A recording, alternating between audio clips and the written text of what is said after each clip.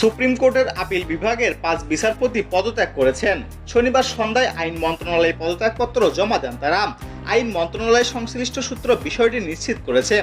পদত্যাগ করা 5 বিচারপতি হলেন বিচারপতি এম ইনায়েতুল্লাহ রহিম, বিচারপতি আবু জাফর সিদ্দিকী, বিচারপতি জাহাঙ্গীর হোসেন, বিচারপতি মোহাম্মদ শাহিনুর ইসলাম এবং বিচারপতি কাশেফা হোসেন। এর আগে বিকেলে পদত্যাগ করেন প্রধান বিচারপতি ওবায়দুল হাসান। পদত্যাগপত্রে তিনি উল্লেখ করেন, সুপ্রিম কোর্ট বিল্ডিং ও রেকর্ডসমূহ রক্ষা করা এবং বিচারপতিদের শারীরিক হেনস্থা থেকে রক্ষা করতে তিনি পদত্যাগ করেছেন।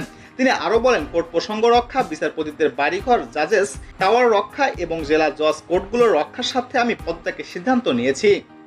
উল্লেখ্য, শনিবার সকালে বৈষম্য বিরোধী ছাত্র আন্দোলন অন্যতম সমন্বয়ক হাসনাতুল্লাহ আবদুল্লাহ প্রধান বিচারপতি সহ অন্যদের পদত্যাগের আলটিমেটাম দিয়ে সুপ্রিম কোর্ট ঘেরাওয়ের ঘোষণা দেন।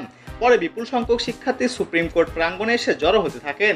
সেখানে তারা প্রধান বিচারপতি পদত্যাগের দাবিতে স্লোগান দেওয়া শুরু করেন। এরপর থেকে একে একে পদত্যাগ করতে থাকেন প্রধান বিচারপতি সহ অন্য বিচারপতিরা।